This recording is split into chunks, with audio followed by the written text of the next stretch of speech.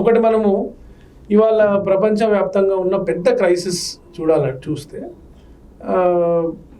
Global warming గురించి మాట్లాడుతున్నారు. తర్వాత ప్లానెట్ సేవ్ ద ప్లానెట్ అని పెద్ద పెద్ద ఉద్యమాలు జరుగుతున్నాయి.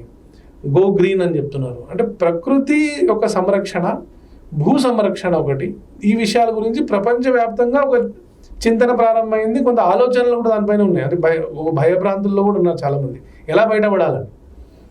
మనము చాలా మన దగ్గర వేదములో ముఖ్యంగా అథర్వణ వేదంలో మాతా భూమి పుత్రోహం పృథివ్యా అని ఒక సూక్తి ఉన్నది. దీని అర్థం ఏంటిది? ఈ భూమి మాతల్ని మేము అందం, ఆమె పుత్రులం అని. దాన్నే సామాన్య ప్రజల్లోకి అర్థం కావడానికి ఏం తీసుకొచ్చారు? పొద్దునే లేచినప్పుడు సముద్ర వసనే దేవి పర్వతస్థన మండలే విష్ణుపత్ని నమస్తుభ్యం పాదస్పర్శం క్షమస్వమే అని చిన్న పిల్లలు చెప్పమని ప్రారంభం చేశాం.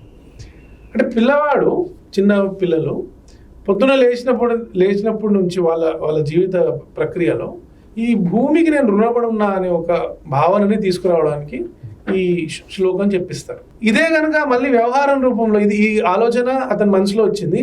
ఇతను మెల్లమెల్లగా రోజు దాన్ని రిపీట్ చేయడం వల్ల, మననం చేసుకోవడం వల్ల భూమి పట్ల ఉన్న ఒక శ్రద్ధాభావన కలుగుతుంది. అదే వ్యవహారంలో మారుతుంది.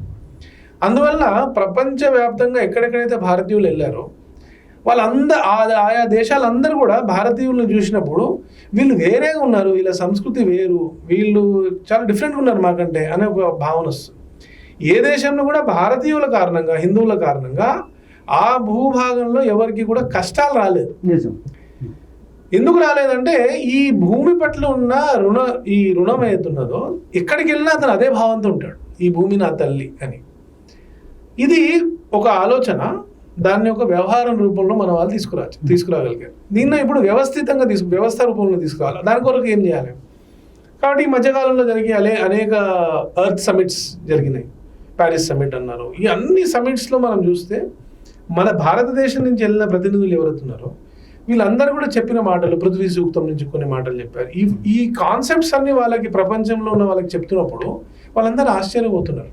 అరే ఇంత గొప్ప ఆలోచన ఈ ప్రజల దగ్గర ఉన్నదా, ఇక్కడ ఈ భూమి దగ్గర ఉన్నదా అని.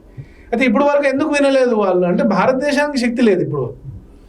సో ఇప్పుడు వరల్డ్ మనల్ని రికగ్నైజ్ చేస్తుంది, వీళ్ళ దగ్గర ఏదో ఉన్నది అనే విషయం. అందువల్ల మనం ఇంటర్నేషనల్ యోగా డే ఇట్లాంటి కాన్సెప్ట్స్ అన్ని ప్రపంచం యాక్సెప్ట్ చేయడం ప్రారంభం చేసింది. ఇప్పుడు కొన్ని రోజుల తర్వాత మన దృష్టికోణం ఏది, మన వరల్డ్ వ్యూ ఏది అంటామో, ప్రపంచ దృష్టి మనది, హిందూ దృష్టికోణం ఏదైతే అంటారో అది ప్రకృతి పట్ల మన దృష్టికోణాన్ని ప్రపంచం యాక్సెప్ట్ చేస్తుంది.